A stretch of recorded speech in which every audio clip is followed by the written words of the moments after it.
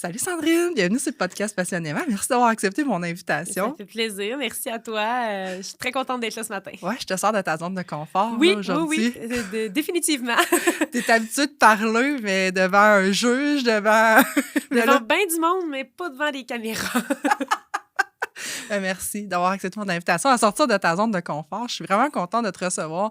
Ça fait un bout que je te dis, hey, j'aimerais ça te recevoir sur le podcast parce que quand on s'est rencontrés, premièrement, j'ai eu un coup de cœur pour toi. J'ai vraiment apprécié ta personnalité. Puis quand tu t'es mis à me parler de ce que tu faisais dans la vie, tu sais, t'es avocate en droit criminel, c'est ça? Oui, exactement. Tu fais de l'investissement immobilier, tu sais, tu t'intéresses à plein de choses, tu es en constante évolution et développement. Fait que pour moi, ça, je trouve ça vraiment nice. Puis c'est pour ça que je voulais que tu viennes nous parler de ton parcours. Ben merci. Puis le coup de cœur est réciproque. J'espère que tu le sais.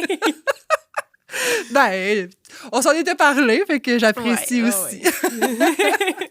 100%. Puis, fait que dis-nous un peu, qui est Sandrine? Qu'est-ce que tu fais dans ton quotidien? Bon, qui est Sandrine? C'est sûr que tu l'as dit un peu, mais principalement, je suis avocate criminaliste. J'ai mon bureau, en fait, avec une partner. Je fais de l'investissement immobilier aussi de plus en plus. Donc, je te dirais que c'est les deux gros côtés là, de ce que je fais. Là. Ben oui, c'est Ouais. ça. Puis ça fait, dans le fond, ça fait combien de temps que tu es avocate? Ça fait 4 ans en février. OK. Oui, c'est ça. Ça fait 4 ans en février. Puis je te dirais que l'immobilier, ça remonte à peu près à la même période. Là. Ah ouais? Oui, ça fait peut-être un petit peu plus longtemps. Je te OK. dirais, j'ai fait mon premier achat il y a peut-être 5-6 ans, gros maximum. Là. Ah ouais, OK. Ouais. Ah ouais, je pensais que l'investissement immobilier, tu sais, c'est ce que je trouve malade parce que des fois, en investissement immobilier, ça peut tellement aller vite, là. Fait que c'est très cool. Puis qu'est-ce qui t'a inspiré, dans le fond, à choisir la voie, premièrement, d'être avocate, puis en même temps, de faire de l'investissement immobilier? La voie d'avocate, c'est vraiment arrivé comme par erreur. Ah ouais? Ça va avoir l'air drôle. Moi, j'étais vraiment... je m'enlignais beaucoup plus vers un parcours artistique étant plus jeune. J'ai étudié en théâtre avant d'aller à l'université. Je faisais beaucoup de musique, de la danse, tout ça. Puis je m'enlignais vraiment comme pour plus être une artiste qu'une avocate, là, vraiment. OK. Puis ce qui est arrivé, c'est que quand ça a été le temps de finir le cégep, voir qu'est-ce que j'allais faire, j'étais un petit peu perdue, veux pas, des parents qui approuvaient peut-être pas nécessairement le parcours artistique. Puis, mon but, c'était d'aller, ça va avoir l'air drôle, là, mais mon but, c'était d'aller à l'École nationale de la chanson de Granby. Puis, ils m'ont pas pris. OK. Puis là, je me suis retrouvée Colin, je pourrais pas faire ce que je voulais vraiment faire. Puis, il y a quand même un côté dans le droit qui m'avait un peu intriguée, dans le sens où, étant quelqu'un qui tripait vraiment théâtre à cette période-là, dans ma tête, à moi, je voyais un peu un parallèle avec le fait d'être avocat, de plaider devant les tribunaux, de faire des procès. Pour moi, il y a un côté très théâtral à tout ça. Mais sur le coup, c'était vraiment pour dire, écoute, je vais aller en droit, ça va faire taire mes parents. Puis j'avais pas réellement l'impression que j'allais aimer ça, honnêtement. C'était un petit peu pour acheter une année, tu sais. Puis je me disais, je vais me réessayer à l'École nationale de la chanson l'année d'après. Puis finalement, je te dis, ça a pas pris 2 semaines que j'étais au bac en droit. Moi, j'ai étudié à l'Université d'Ottawa. J'ai comme fait, oh my God, mais je suis tellement à ma place. Et je me suis mis à triper. Puis j'étais la dernière à y croire là, que j'allais aimer ça, honnêtement. Là, j'y allais vraiment comme un peu à reculons. Puis finalement, j'ai vraiment trippé. Puis j'ai jamais arrêté d'adorer ça depuis. C'est vraiment... Fait que c'était un peu un addon si je me suis retrouvée dans ce domaine-là. Ouais. Très cool. Puis tes parents, sans indiscrétion, c'est-tu des entrepreneurs? C'est-tu des gens qui... Non, ma mère était infirmière, OK. puis elle a été maman à la maison très longtemps. Mon père, par contre, c'est un avocat. Ah, OK! Mais il pratiquait dans un domaine totalement différent. Lui, il était vraiment à l'international. Donc, il a pratiqué beaucoup en Europe et tout ça. Ah, C'est ouais. très différent là, ce que lui a fait dans sa pratique. Mais justement, parce que mon père faisait ça, j'ai été longtemps dans le « Ah, moi, je ferais pas comme mon papa. C'est pas vrai que je vais être la fille que tout le monde... Ah, elle a fait comme son père. » Tu sais, fait que j'étais réticente à faire ça. Puis finalement, tu vois, c'était vraiment... pour vrai, c'était meant to be. J'étais faite pour faire ça. Puis la vie m'a amenée dans ce chemin-là, comme je dis, un peu par erreur. Tu sais, des fois, tu penses que quelque chose t'arrive puis c'est une tragédie de ne pas avoir été acceptée. Sur le coup, moi, mes rêves s'écroulaient, mais finalement, je me suis retrouvée exactement là où il fallait que je me retrouve, comme je crois vraiment à ça. Ouais. 100%. Ouais. C'est fou parce que tu parles de ton parcours puis d'un peu de du type de famille que tu viens, puis ça me ressemble tellement parce que moi aussi, j'ai été en art. Ah ouais, je savais pas! Ouais, j'ai étudié en décoration d'intérieur. Ah ouais, crime! Puis finalement, tu sais, j'étais là... C'est ça. Fait que finalement, j'ai fini en service financier, mais je voulais pas aller en service financier parce que mon père était là-dedans. Oh, puis je wow! me disais, tu sais, tout le monde va dire que je suis la fille à papa aussi. Puis tu sais, que je suis genre, en tout cas, tu sais, que mon père m'a tout donné ou des choses comme ça. Fait que j'avais tellement peur, c'était comme plus mon ego qui m'empêchait de m'en aller plus en service financier. Mais en même temps, je me sens tellement, moi aussi, à ma place, là. Tu sais, on dirait que j'ai découvert une passion pour ça, puis finalement, tu sais, ça fait en sorte que... Mais en même temps, la créativité, tu sais, toi, oui, être avocate, c'est un peu, tu sais, t'as à plaider, puis t'as à être créative au niveau de ton plaidoyer, tu sais, mais en même temps, t'es entrepreneur aussi. Puis être entrepreneur, c'est fucking créatif, là. Oui, tout à fait. Tu sais, est-ce que tu penses que c'est parce que t'es créative que tu t'es partie à ton compte et que t'as pas été dans un cabinet, genre? Ben, en partie, mais tu sais, les gens pensent souvent que le domaine du droit, le domaine juridique en général, c'est un domaine qui est quand même rigide, conservateur, tout ça, mais pour de vrai, moi, je suis convaincue que pour être un bon avocat, ça prend de la créativité. Ouais. Puis on utilise beaucoup de... Il faut être créatif dans certains dossiers. C'est ça qui fait toute la différence. Puis moi, j'ai vraiment l'impression que j'utilise cette créativité-là au quotidien dans ma job d'avocate. Mais oui, c'est sûr que pour être entrepreneur, je pense qu'il faut l'être aussi, là, Ouais. évidemment. Mais le côté entrepreneur, je dirais, c'est quelque chose que j'ai tout le temps eu depuis que je suis jeune. Je pense que j'avais un petit... Ouais, fait que Est-ce que tu penses que l'entrepreneuriat, c'est inné? Je pense pas que c'est inné, dans le sens que je pense que tu peux ne pas... je pense que tout le monde peut être entrepreneur. Je pense pas que c'est réservé à certaines personnes pour qui c'était inné. Je pense que pour certaines personnes, c'est peut-être un peu plus inné que d'autres. Puis qu'il y a des gens peut-être qui, jeunes dans leur parcours, ça leur vient naturellement. Mais je crois sincèrement que la plupart des gens qui veulent se donner la peine de faire le move peuvent être des bons entrepreneurs. Là. Ça va peut-être être plus difficile pour certains que d'autres, mais je pense pas qu'il faut que tu sois né avec la gène le gène entrepreneurial pour réussir, là, par contre. Oui. Ben, je pense, j'aime ça poser cette question-là parce que, tu sais, il y en a qui disent, ah oui, je pense que, tu sais, ça prend une certaine personnalité pour être entrepreneur, mais je pense aussi qu'il y a différents types, comme dans n'importe quelle profession, tu sais, t'as des bons, t'as des pas bons, t'as des gens qui sont plus créatifs, t'as des gens qui le sont moins, t'as des gens qui sont très introvertis, il y en a qui sont très extravertis, puis ils vont réussir, tu sais, peu importe, mais je pense que c'est de développer ses compétences puis de toujours être en évolution qui va faire la différence. Oui, 100%. Je pense que, tu sais, on peut avoir certaines caractéristiques plus naturellement dans notre personnalité. Puis oui, évidemment, chacun a sa personnalité à soi, mais le développement personnel, ça peut s'étendre jusqu'à très loin. Il y a énormément de choses d'une personnalité qu'on peut travailler, améliorer. Puis au bout de la ligne, c'est une question de volonté, je pense, de faire ça, justement, de faire du développement personnel pour arriver à développer certains skills, mettons. Là. Ben oui. Puis qu'est-ce que... Quand tu faisais ton cours en droit, tu disais-tu, moi, je vais faire du droit criminel? Tu disais-tu, je vais me partir à mon compte? Comment tu voyais ça à ce moment-là? Oui, bien c'est sûr que, comme je te disais, moi, j'ai eu la fibre entrepreneuriale très jeune. Là, je pense que j'ai parti ma première petite affaire, j'avais 11 ans. Ouais, autant! Fait que j'ai tout le temps été la fille qui avait tout le temps des idées de business à entreprendre ou quoi que ce soit, ou des méthodes de faire de l'argent. Naturellement. Fait que oui, c'était sûr pour moi que j'allais vouloir être à mon compte éventuellement. Puis le droit criminel aussi, puis je peux même pas te l'expliquer, mais je pense qu'au bout de la ligne, c'est beaucoup une question de... C'est sûr que moi, je serais bien malheureuse, là, être dans un bureau, dans des papiers, à rédiger des contrats toute la journée. Il y a plusieurs types de droits que ça peut ressembler à ça, pas tout le temps, mais une bonne partie du temps. Moi, j'aurais été vraiment malheureuse dans un moule comme ça. T'sais. J'ai besoin d'être dans l'action. Je voulais être à la cour souvent. Je voulais plaider devant les tribunaux.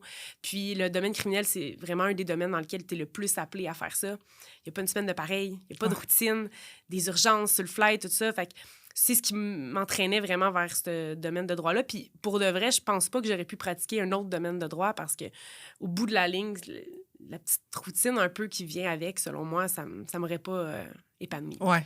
je comprends. Ouais. Puis, fait que là, t'as été à l'université, t'as décidé de t'en aller en droit. Puis, en même temps, t'as commencé à faire de l'investissement immobilier ou comment que ça t'est venu? Tu sais, là, tu dis que depuis 11 ans que t'avais des petits projets. Ouais. Comment que ça s'est parti, là, ton projet entrepreneurial à 11 ans? Là? Conte-nous ça. Là. À 11 ans, ça, c'est quand même une histoire très drôle, OK? Moi, je suis vraiment une animal lover, OK? Oui. J'aime les animaux à l'infini. Mes chiens, c'est mes enfants. Que je vois quelqu'un essayer de dire le contraire. Ah, écoute, je te comprends. Puis, c'est ça. Puis, fait qu'à 11 ans, j'ai parti une petite compagnie qui s'appelait Animazoo. Je sais pas comment j'ai fait pour convaincre mes parents de faire ça. En fait, j'ai convaincu mon père au grand désespoir de ma mère. Là. Mais j'avais une pièce dans ma maison réservée à tous mes animaux. Puis je te dis, tranquillement, pas vite, avec mon argent de poche, j'achetais des cages dans des ventes de garage, des choses comme ça. Puis à un moment donné, j'avais à peu près toutes les espèces d'animaux que tu peux avoir légalement au Québec, je les avais. Là. Puis là, je faisais des petits contrats dans des garderies, dans des écoles. Puis là, je payais un salaire de chauffeur à ma mère. Puis je payais ma soeur des fois m'aider à nettoyer les cages, tu sais. Puis ouais. Wow! Ouais, fait que j'ai fait ça pendant un petit bout. Puis à un moment donné, t'as 11-12 ans, faut que tu investisses plusieurs heures par jour à nettoyer des cages. À un moment donné, ça c'est... le projet est devenu un peu moins rose et je me suis alignée vers autre chose, mais j'avais quand même pas pire eu du succès dans cette affaire-là. Ouais, c'était vraiment... C'était le fun. Ben oui, très cool. Ouais. Hey, ça t'a permis, c'est sûr, de connaître plein de choses, puis tu sais, aussi la responsabilité, puis tu sais, d'avoir des contrats, puis d'être assidu, puis être à tes affaires. Là, ah oui, je faisais mes petites annonces moi-même, ma petite pub moi-même. Mais c'est ça, c'est que aussi, c'est des êtres vivants, ces animaux-là. Ben, c'est ça. Tu peux pas une journée dire, je vais aller jouer avec mes amis, puis pas nourrir et pas nettoyer les... Fait que c'est pour ça que, bon, ça a pas duré super longtemps, parce qu'à un moment donné... c'est prenant, là. J'étais jeune pareil, puis ben oui. c'est ça. Mais non, ça a été une belle première expérience, mettons. Ouais. C'est hot parce que, tu sais, moi, j'ai de la Beauce, puis il y a beaucoup de gens dans mes amis ou dans mon entourage qui ont des fermes, fait que, tu sais, eux autres, ils ont été obligés, tu sais, de s'occuper de leurs animaux, d'aller à la ferme, d'aller faire le train, mais tu sais, toi, tu l'avais créé chez vous, dans la maison de tes parents, c'est fou pareil. Ouais. Mais c'est sûr, ça demande beaucoup d'occupation, là, s'occuper de des animaux comme ça, fait que ça responsabilise en tabarouette, là. T'sais. Ouais, c'est sûr, c'est sûr. Fait que, puis là, c'est ça, fait que plus tard, t'as toujours resté un peu plus dans l'entrepreneuriat, puis tout ça par le side, genre? Ben oui, je fais une couple d'affaires. J'ai fait aussi du réseau marketing. Il y a beaucoup d'entrepreneurs qui commencent là. Ça peut avoir l'air... il y a beaucoup de gens qui ont des préjugés par rapport à ça, mais c'est une super belle porte d'entrée pour quelqu'un qui veut devenir un travailleur autonome ou se partir en affaires éventuellement. Puis t'apprends beaucoup aussi. Fait que ça a été super formateur aussi de faire ça. Fait que un petit peu sur le côté, j'ai fait une couple de trucs, mais c'est vraiment après l'université que ça... Que ça a débloqué. Oui, c'est ça que ça s'est concrétisé plus sérieusement. Ben oui. Le marketing de réseau, c'est fou. Moi, j'ai commencé, j'en ai fait à 18 ans, là, j'ai embarqué dans ce monde-là de marketing de réseau. Puis, tu sais, justement, tu fais du développement personnel, tu es encadré, tu es dans une recette, tu rencontres des gens, tu te crées un réseau, tu sais, c'est quand même important. Là. En tout cas, moi, j'ai trouvé que c'est ça qui a tracé ma ligne, là, en réalité. C'est ça qui a fait en sorte que je suis décidée de devenir entrepreneur puis de ne pas aller en décoration d'intérieur. Ouais, c'est ça. Tant pis pour la décoration d'intérieur. Aller travailler dans une quincaillerie à 12 piastres à l'heure, ça me tentait pas. Non. C'est pas l'idéal. Quand tu commences à goûter à l'argent puis à goûter, tu sais, un peu à la vie autre que, tu sais... Justement, avoir un salaire régulier tout le temps, tu sais, j'ai jamais eu ça. Fait que, tu sais, à un moment donné, tu te dis, ouais, crif, c'est le fun de pouvoir voir plus loin. Là, exact. Puis il y a ça aussi qui est le fun quand tu fais du réseau marketing, c'est que, oui, au début, tu commences en bas de l'échelle, mais, tu sais, bon, moi, j'ai eu quand même un certain succès là-dedans, gravir des niveaux, tout ça. Puis là, tu goûtes un petit peu à, tu vois, les gens qui réussissent encore mieux en toi, puis tu te dis, crime, je pourrais arriver à ça, tu sais, de goûter un peu au lifestyle, puis de goûter à la, que tout le monde fasse du développement personnel, puis t'encourage, puis ah oui, toi, t'as-tu lu tel livre, puis ah oui, je l'ai lu, puis là, t'en parles, puis bon, tout ça, c'est super stimulant. Puis c'est sûr, j'aurais pas fait ça 10 ans. Tu sais, je pense que, en tout cas, pour moi, à un moment donné, il y a certains aspects qui créent quand même une certaine désillusion, si je peux dire ça comme ça. Mais pour commencer, c'est vraiment un beau tremplin. Puis encore aujourd'hui, il y a plusieurs personnes que j'ai rencontrées là-dedans qui sont encore des bons contacts et tout ça, qui ont recroisé mon chemin par la suite ou quoi que ce soit. Fait que c'est sûr que je suis contente d'avoir fait... le temps que j'ai passé là-dedans, je le regrette absolument pas. Là, c'est clair. Ça a été super motivant pour moi. Là. Très hot. Ouais. Qu'est-ce qui a fait en sorte que tu as voulu commencer l'investissement immobilier? Ça faisait longtemps, depuis ado, là, que, bon, tu sais, mon père m'a offert un Noël, tu sais, l'histoire classique, là. Mon père m'a offert le livre « Père riche, Père pauvre » quand j'étais adolescente. Commençais à lire ça, puis c'est sûr, j'avais tout le temps eu cet intérêt-là. OK. Sans jamais faire vraiment de move, parce qu'évidemment, t'es aux études et tout ça, bon... puis comme je te dis, j'ai eu plusieurs années que j'étais beaucoup plus... artiste que... Ouais, bon. que tu as intéressé nécessairement à l'argent ou des choses comme ça. Exact. Puis c'est sûr que pendant l'université, ben le bac en droit, c'est très, très immersif. J'étais vraiment imprégnée de ça. Fait que c'est sûr que je pensais pas acheter des immeubles à ce moment-là. Puis ce qui est arrivé, le premier move, en fait, c'est avec mon copain de l'époque. Quand j'étais sur le point de finir mes études, on s'est dit, on va s'acheter une maison. Évidemment, je finis mes études. Bon, lui, c'était un policier en début de carrière. On n'avait pas des gros salaires. Donc, c'est sûr que le budget était très limité, puis c'était évident que pour acheter une maison, si vraiment on voulait faire ça, ben il fallait acheter quelque chose d'abordable, de très abordable, OK? Fait que le premier achat, il est venu de ça. On a acheté une maison, une succession, pas chère, qu'on s'est dit, écoute, on va toute la rénover à notre goût pour l'habiter. Puis ça a été le premier move. Puis sur le coup, je m'en suis pas rendu compte, mais... parce que, puis on s'entend, là, étant étudiante, là, je travaillais serveuse. Après ça, je travaillais dans un bar. Je faisais du cold call au téléphone. J'avais 3 jobs en même temps. C'est pour ramasser ma petite mise de fonds.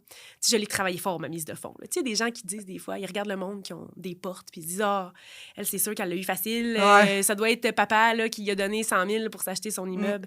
Non. Puis je suis la preuve que tu peux partir de zéro, comme je te dis. Ouais. Je travaillais 3 jobs, payer ma petite mise de fonds, ma petite maison toute dégueu, que pour vrai, il a fallu la stripper là, au grand complet. Mais sans le savoir, à ce moment-là, je venais d'acheter mon tremplin parce qu'un coup tout rénové, ben là, c'est ça, on a fait refinancer. Là, tu sors de l'argent. Puis là, c'est là que ça a commencé, l'engrenage, dans le fond. Là, ouais. Ouais, c'est très hot. Puis, tu sais, en même temps, oui, travailler sa mise de fonds, c'est tough, là, tu sais. Mais en même temps, comme tu dis, t'as comme... c'est ça que je trouve malade, tu sais, de l'investissement. Parce qu'il y a plein d'affaires que je vais te parler, là, mais je trouve ça... je trouve ça malade, l'investissement immobilier, pour ça, parce que tu peux partir d'un petit investissement. Puis, tu sais, il y a un gars que je connais qui il a une grosse business, puis j'avais dit, comment tu as parti? Comment tu as fait? Puis il m'a dit, ben j'ai acheté un jumelé. C'est comme ça que parti, comme, c'est pas un empire, là, mais tu sais, à ce temps, il y a des belles business, il y a des beaux, il y a plein d'immobilier, puis je suis comme... Hey, t'as acheté un jumelé, puis c'est comme ça que ça a parti. Fait, c'est un peu le même principe pour toi, tu sais. Exact. Puis le livre « Père riche, Père pauvre », là, c'est fou parce que c'est tellement un livre qui a beaucoup d'informations là-dedans, dans ce livre-là. Là. Je le trouve incroyable. Moi, c'est un livre qui a marqué ma vie aussi. Là. Mais tu sais, moi, je l'avais lu plus jeune, mais je trouvais ça trop technique.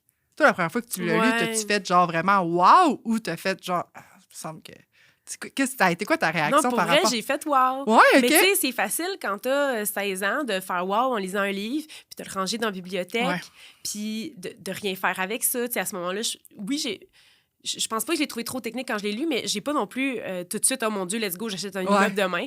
Ça a pris des années avant que ça l'entraîne des vraies actions, mais tu sais, ça a parti de là quand même, la petite graine qui a germé dans mon cerveau par rapport à l'immobilier. Tu sais. Après ça, j'ai tout le temps été intéressée par ça.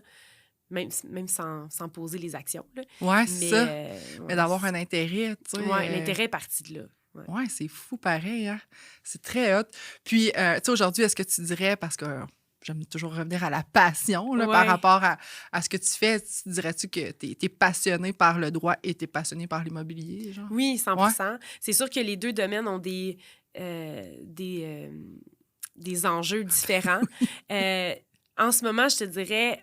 L'immobilier, c'est vraiment, vraiment ma passion numéro 1. Ah oui, OK. Puis je me rends compte que je me dirige peut-être un petit peu plus, de plus en plus vers ça. J'adore vraiment mon métier d'avocate. Mais il y a des enjeux différents. Comme, c'est un domaine qui est très stressant. Puis là, on n'en a pas parlé. Je fais du droit criminel, mais... Je suis avocate de la défense, tu sais, donc ce qu'il faut comprendre, c'est que je représente les gens qui sont accusés de crimes. Puis, en toute honnêteté, on a le vent d'en face, là. C'est pas le rôle facile dans toute cette machine-là. Fait que c'est sûr, c'est pas toujours évident, mais je suis encore très passionnée par ce que je fais, puis je sens que je fais vraiment une différence dans la vie des gens, fait qu'il y a ça aussi qui qui continue de me driver. Oui, c'est ça, ouais. exact. Puis là, dans le fond, tu dis que tu as commencé à peu près à faire de l'investissement immobilier il y a 5-6 ans, mettons. Mais là, aujourd'hui, tu en es où à peu près? À quoi ça peut ressembler, là, tes choses? En ce moment, j'ai 26 portes. Wow! Là, j'ai une promesse d'achat acceptée. On en a parlé un peu sur un chalet locatif, que ça, c'est une nouvelle chose que j'essaye. Mais ouais, j'en suis là. Puis c'est des investissements un petit peu diversifiés. Tu sais, j'ai du conventionnel. Tu sais, j'ai des plex là, loués de façon standard. J'ai des Airbnb. Oui. J'ai aussi des endroits que je loue à la chambre. Donc, j'ai un petit peu diversifié aussi mes immeubles. Dans l'investissement immobilier, tu as diversifié tes différentes... C'est ça, exactement. C'est ça. Puis, qu'est-ce qui te fait le plus triper dans l'investissement immobilier, tu sais, dans ces différentes choses-là, mettons?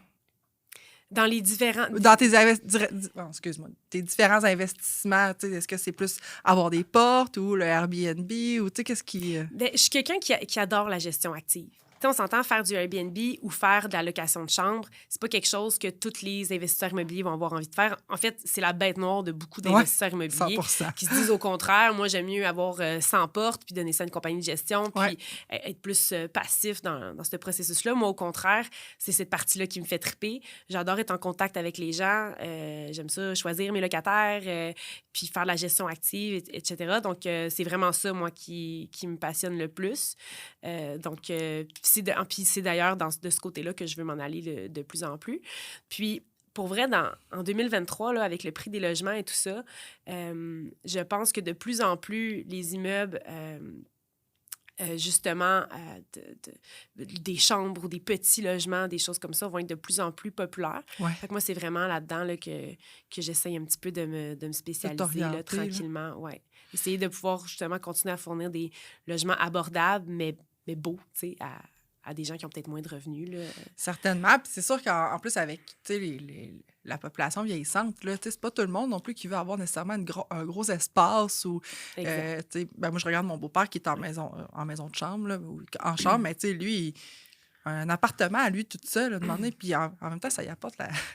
Il y a des gens avec lui, ça y apporte des amis, ça y apporte comme un réseau social en même temps, parce que sinon, il serait comme assez isolé. Fait que lui, il aime ça, là, il changerait pas ça. 100%. Souvent, il y a des gens, justement, ils veulent pas aller dans une maison de retraite, ils sont pas rendus là nécessairement. Non, c'est ça. Mais ils veulent pas avoir un appartement, ils sont pas souvent là, ou peu importe, des fois, c'est les revenus, mais... Aussi, c'est des gens, des fois, qui vont se retrouver, ils vont être un peu seuls, tu sais. Puis ça fait comme une petite famille. Tu sais, moi, je pense à un de mes endroits en particulier que vraiment, je peux dire, mes locataires qui habitent là, ils sont comme une famille. Ils se font des soupers toute la gang le vendredi soir. Ils m'ont invité, ils se sont fait un party de Noël. Tu sais, ça peut avoir l'air étrange vu de l'extérieur. Puis, tu sais, il y a des gens aussi qui ont beaucoup des préjugés, ces maisons de chambre. Tu sais, qui s'imaginent ça, c'est des places... c'est des piqueries, des crack houses, juste des BS qui habitent dans des places comme ça. Il y en a des... il y en a certainement. plein. Il y en a partout de toute façon.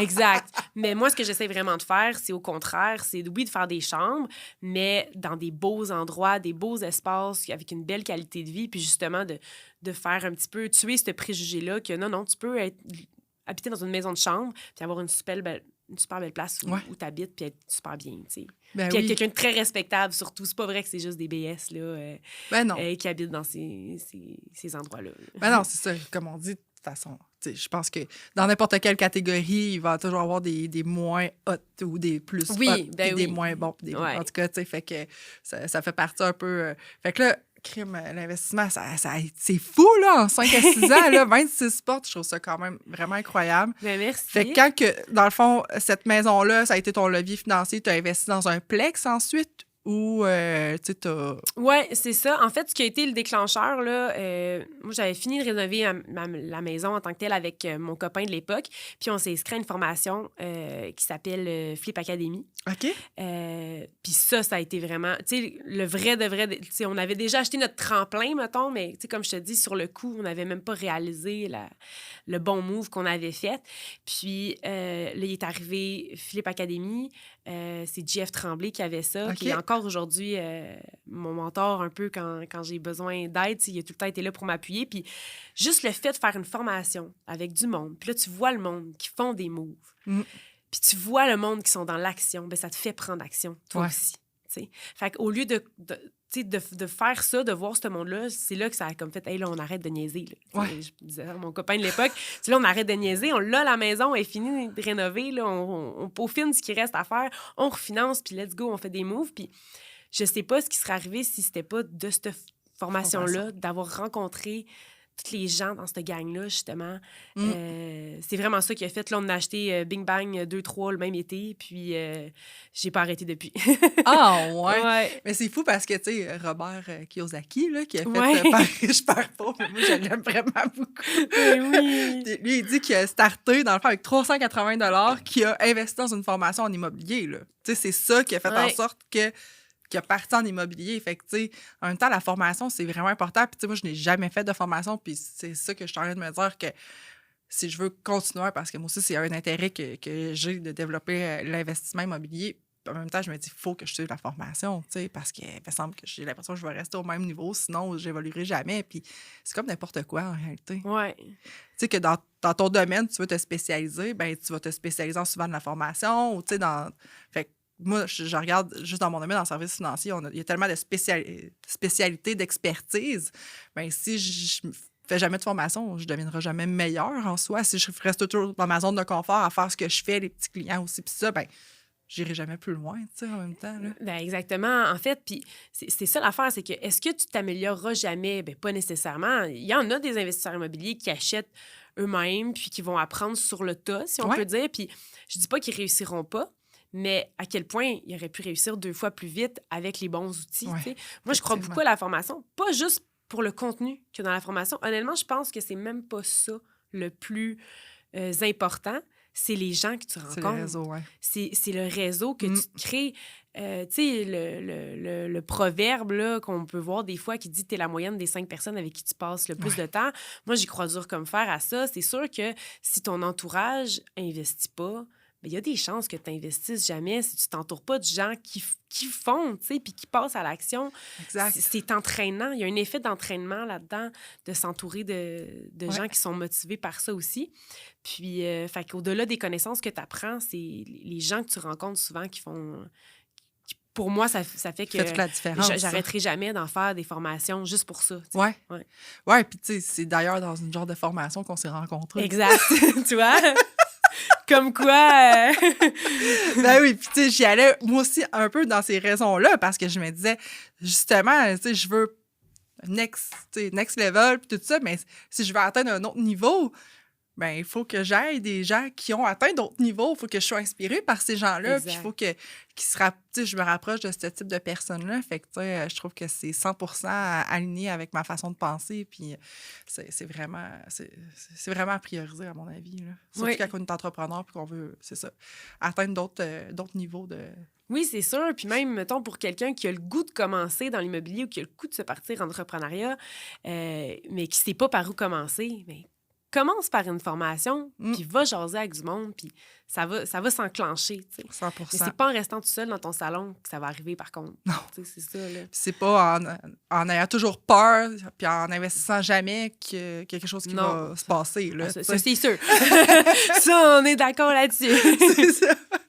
Puis dans l'un comme dans l'autre, dans le droit comme dans l'immobilier, c'est quoi que tu trouves qui est mettons, je veux que tu me nommes un gros défi soit dans le droit, puis soit dans les deux, en fait, là.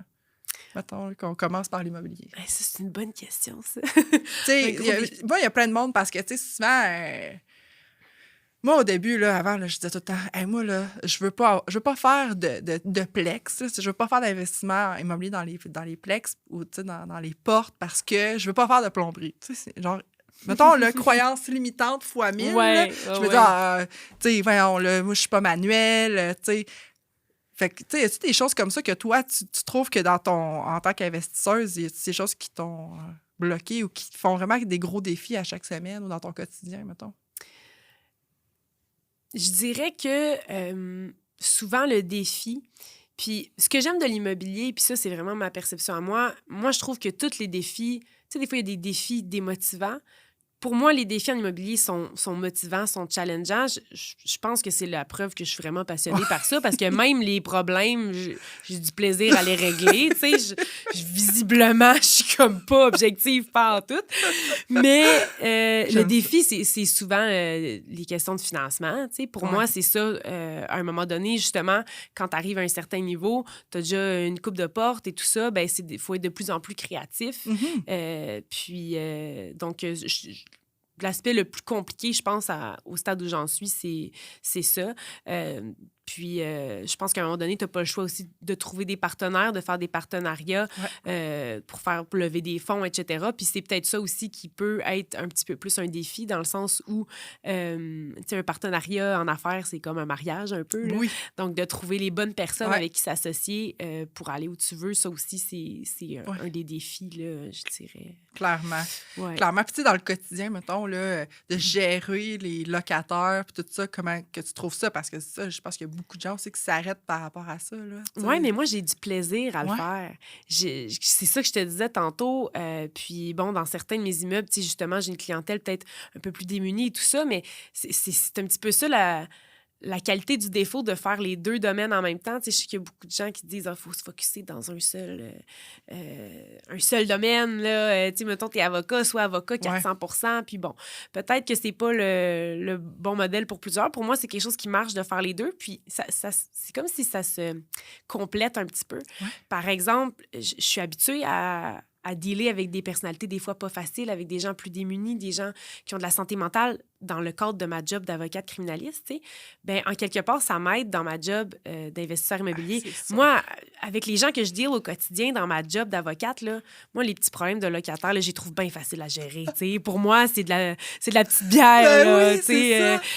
Fait que pour moi, c'est vraiment pas ça qui est partie du défi. Ouais. Puis oui, c'est vrai qu'il y a beaucoup de gens, c'est peut-être ça, eux, qui les arrêtent, mais je leur dirais, crème, entoure-toi de quelqu'un qui aime ça faire ça. Ouais. Cette partie-là. Tu sais, il y a de la place pour tous les types de personnalités en immobilier. C'est pas tout le monde qui aime la gestion. Mais si t'aimes pas la gestion, il y a peut-être autre chose dans lequel t'es bon. Puis la gestion, délègue-la à quelqu'un d'autre. Trouve-toi un partenaire pour cette partie-là. Il y a plein de gens qui investissent en immobilier puis qui géreront jamais un locataire de leur vie. Ouais. C'est possible de le faire. Mais comme dans une business là, traditionnelle. Exact. Ça veut dire, moi, je sais bien que l'administration, j'y ai goûté, j'aime pas vraiment ça, mais mon partenaire, ben, lui, il tripe plus là-dessus. Puis, c'est sûr que il y a beaucoup plus d'intérêt. Fait qu'en réalité, moi, si je n'en ai pas, je vais m'intéresser à d'autres choses puis je vais mettre mes forces ailleurs. Mais c'est un peu la même affaire en immobilier. C'est comme une business en soi. Là. Puis, exact. Moi, quand j'ai parti mon Airbnb, j'ai dit à mon chum, c'est une business là, qu'on se part. Ouais. Faut pas penser que c'est notre chalet puis qu'on va aller chiller là. En réalité, on pensait peut-être un peu, mais finalement, c'est vraiment pas le cas. Non, jamais! Non, pas vraiment. Bon, OK. Ben, en réalité, tu sais, j'adore mon style, genre, je tripe vraiment sur notre place, mais quand j'arrive là, des fois, je m'ennuie vraiment d'être là, mais en même temps, genre, il y a trop d'affaires, tu sais, c'est bien plus intéressant qu'il y ait quelqu'un qui est là puis qui en profite, puis qu'en même temps, tu ramasses l'argent, puis que les gens sont contents, sont satisfaits, puis, tu sais, tout le monde est heureux. Là. Fait que, non, j'aime vraiment. Mais il faut vraiment le voir comme une business. Il ne faut pas le voir comme. 100%. Ah, tu sais, c'est quelque chose. Tu sais, oui, c'est un sideline, mais en même temps, si tu te mets pas à 100% là-dedans, ben ça sera jamais. Exact. Si tu le gères pas comme une business, ça générera pas des revenus comme une business. Exact. Si tu dis, ben, peut-être tu vas le louer de temps en temps, puis en profiter l'autre moitié du temps, mais c'est pas quelque chose qui va être. Justement, aussi profitable rentable que ça pourrait l'être si vraiment tu le gères comme une business. 100%. Ouais. Mais j'ai vraiment aimé l'analogie aussi que tu fais, tu sais, en gérant des clients, tu sais, en étant avocate criminaliste. C'est incroyable, là, le genre de personne que tu dois rencontrer. Puis, tu sais, j'ai travaillé dans un bar là, pendant 9 ans. Là, fait que, tu sais, je suis un peu mes amis, puis je viens de la Beauce, là, mes amis ont toutes 50% ont pété la balloune.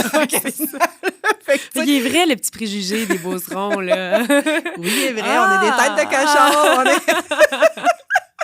Mais tu sais, en voulant dire, moi, j'ai vraiment développé mon intelligence émotionnelle en travaillant dans un bar, puis en rencontrant des gens, tu sais, des fois, oui, qui sont plus démunis ou qui ont des parcours de vie différents ou, tu sais, qui ont pas eu la chance, mettons, de naître dans la ouate que je suis née, mettons, là. Mais en même temps, tu sais, ça fait en sorte qu'aujourd'hui, je rencontre des gens, je suis capable de parler avec n'importe qui, je suis capable... C'est la même affaire pour toi, là. Imagine, tu sais, tu passes ton temps à dealer avec des gens, tu sais, qui ont des personnalités des fois extravertis en tabarouette et qui viennent d'un milieu vraiment défavorisé ou plus difficile ou des choses comme ça. Fait que c'est sûr que ça développe quelqu'un à fois 1000.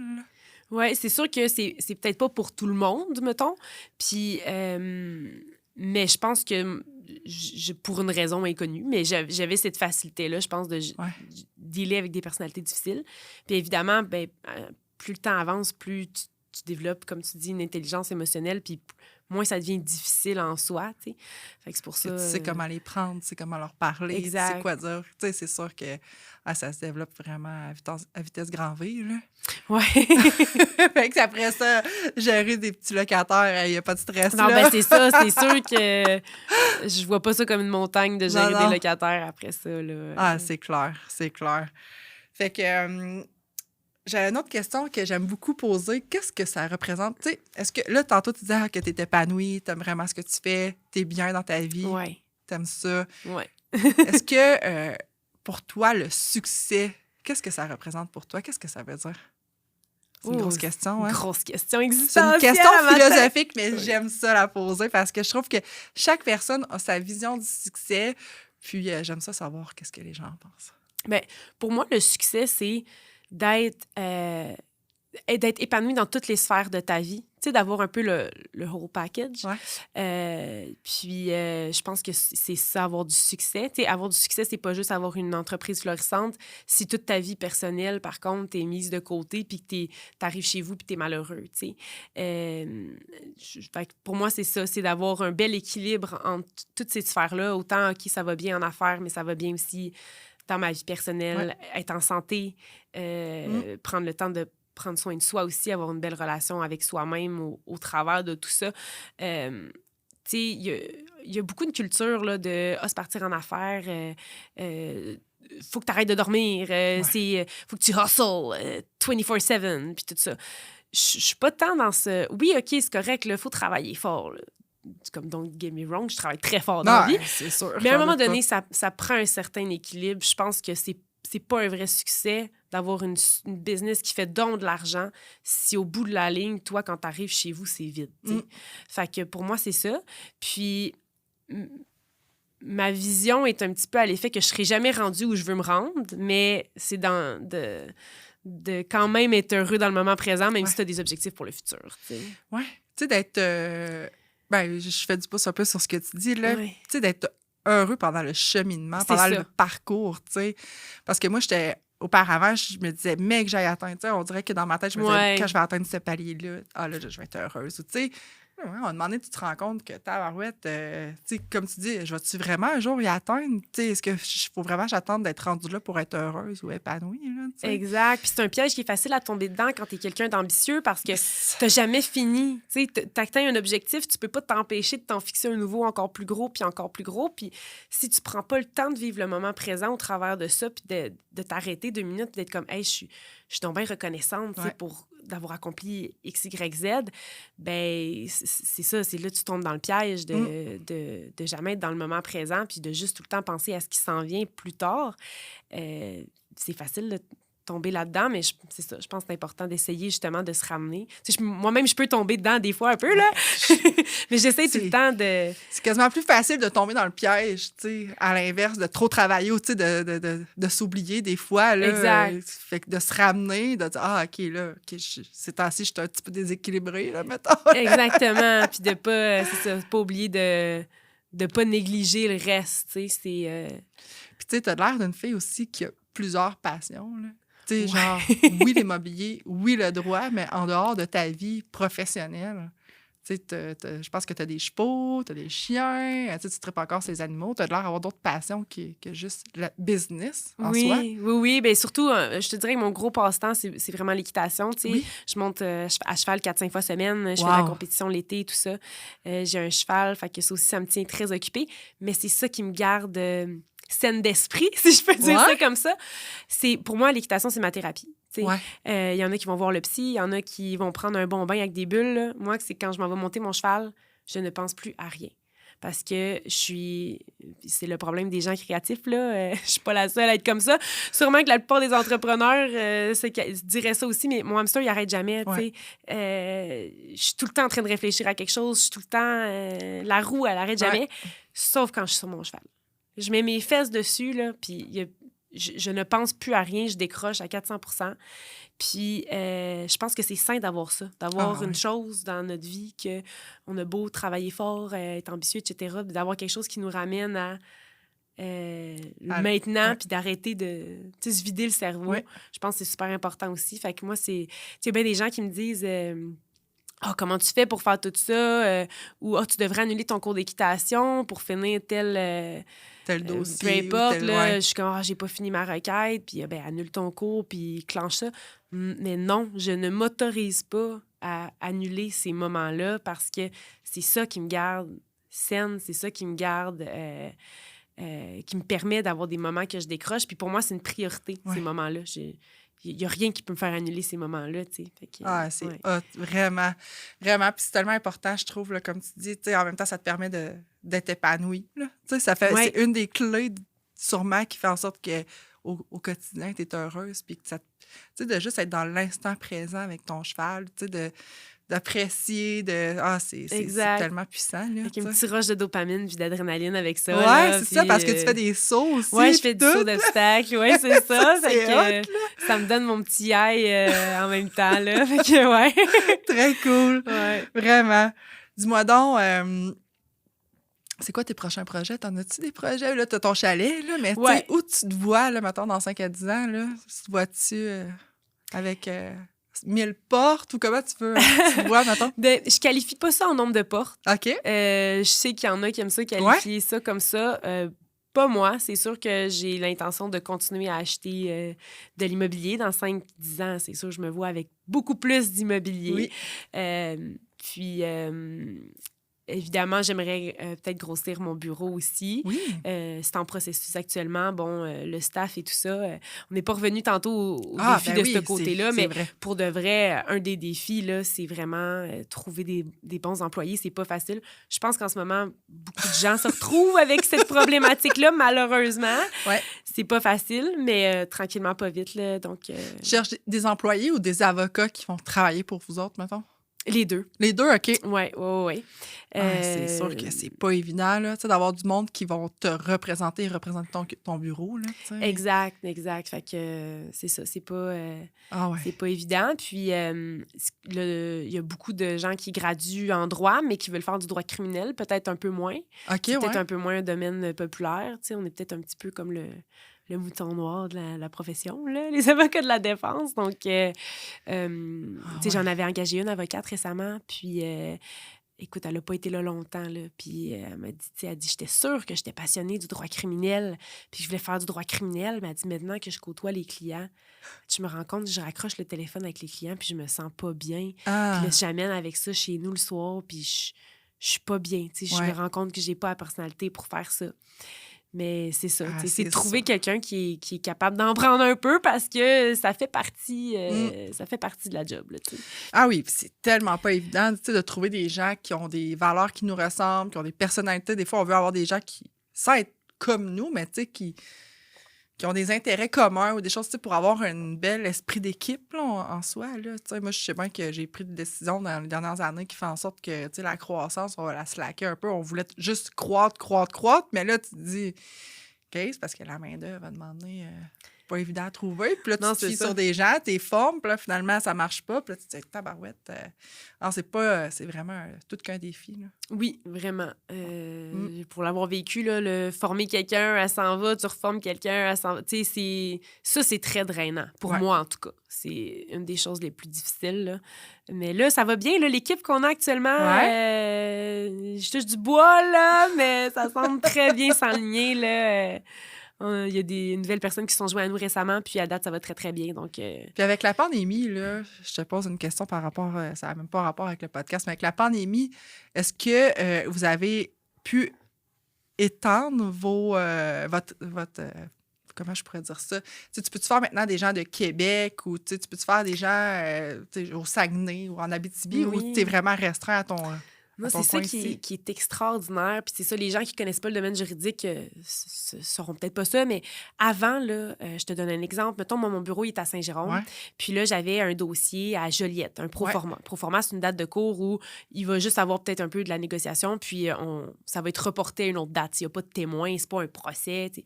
C'est juste des petites dates de remise. Il y a ça régulièrement dans des dossiers de cours. Puis mettons que j'avais une petite remise à faire à Joliette, il fallait que je prenne mon auto puis que je m'en aille à Joliette, la faire en personne, au palais de justice. Alors là, je prenais, mettons, 1h30 de route aller, 1h30 de route revenir. Le fait d'attendre ton tour dans la salle de cours, finalement, je perdais un avant-midi complet pour faire une remise pour une personne à Joliette. Avant la pandémie, c'était comme ça partout au Québec en droit criminel.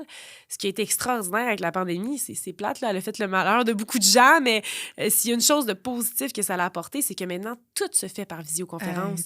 Évidemment, on peut encore y aller en personne, mais là, maintenant, j'ai des dossiers à travers la province, puis je peux, dans la même matinée, faire des dossiers à Joliette, Mont-Laurier, Laval, Montréal, puis à 12h30, j'ai éclairé mes 4 districts, là, parce que tu te connectes, puis tu fais tes représentations devant la cour par Teams. T'sais. Donc, ça nous rend vraiment plus efficaces.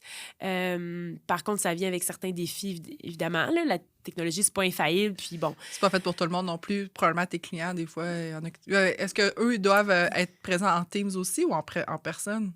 En général, les clients sont présents en personne. Okay. Bon, là, il y a certaines... Plus c'est ça, c'est que chaque palais de justice a un petit peu ses règles. Est-ce que le client peut se connecter, pas se connecter? Okay. Mais les clients n'ont pas toujours des présences requises à la cour. Ouais, c'est ça. L'avocat, lui, il faut tout le temps qu'il soit là, mais le client, pas nécessairement. Puis c'est sûr, évidemment, quand tu fais des procès ou des dossiers, vraiment qu'il y a des auditions, des témoins, tout ça, là, tu te déplaces en personne. Mais c'est plutôt pour toute la petite... poutine là, de juste faire des remises, des négociations, des choses comme ça, mais ça rend notre travail beaucoup plus efficace. De pouvoir le faire en visioconférence, on sauve énormément de temps. Puis ça permet aussi d'expandre là, nos opérations. Ouais, c'est ça. Ouais, fait que... Ouais. Ah, c'est nice. Ça, je me demandais... Je me posais cette question-là.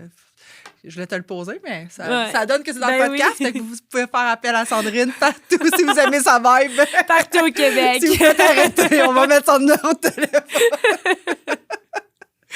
Hey, avant qu'on se laisse, j'aime qu'on se laisse sur une note positive, même si ça a été positif tout le long. J'aimerais ça que tu nous donnes un conseil ou une clé de ta réussite qui fait en sorte que tu te dis « Hey, ça, moi, je pense que ça me distingue des autres puis ça fait en sorte que je réussis bien dans ma vie ou dans ma carrière. » Oui, je pense honnêtement que la chose, c'est prendre action. Ouais. Il y a beaucoup de gens qui ont des bonnes idées, qui ont du talent, ils ont tout ce qu'il faut, mais ils n'agissent pas. Moi, je suis pas plus talentueuse qu'une autre. Je suis pas partie avec plus que quelqu'un d'autre. Je suis pas la meilleure de quelque chose. Tu comprends? Mais j'ai jamais eu peur de foncer puis d'agir puis de prendre des risques. T'sais. Fait que le conseil que je donnerais à n'importe qui regarde ça puis qui dit « Ah, j'aimerais ça, partir en affaires, peu importe, mais fais une action aujourd'hui qui t'amène vers ça. » 100%. C'est de... Arrête d'y penser, puis fais-le. Ah oui. Puis ça peut avoir l'air plus facile à dire qu'à faire, mais je suis convaincue que c'est la chose qui fait que je me distingue. C'est que si je vois une opportunité, ben je me pose pas 72 000 questions pendant un mois. Là, comme, c'est un bon deal, cet immeuble-là. Je pense que c'est... Ben go, je fais une offre. Ben oui, mais comment tu vas faire ton financement? Non, garde, je vais faire mon offre. C'est accepté? On va trouver la solution. C'est comme une chose à... Comme, ouais. Mais il faut agir. Ouais. Puis quand tu te jettes à l'eau, ben c'est là que les belles choses arrivent. Ouais. C'est comme si tu crées ta chance en posant des gestes comme ça. Fait que je pense que c'est ça. C'est comme moi, t'aimes ça sauter puis voir après ça, on verra comment qu'on atterrira. Oui, c'est ça. 100%. sans être impulsif puis faire n'importe quoi non plus. Là. C'est tout le temps quand même un peu calculé, mais je me pose pas la question 56 000 fois.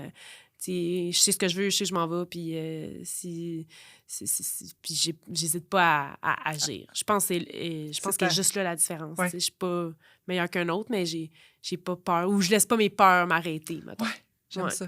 Ouais. J'aime ça. Hey, vraiment. Hey, ça a tellement passé vite. Là. On dirait que ça fait 2 minutes qu'on parle.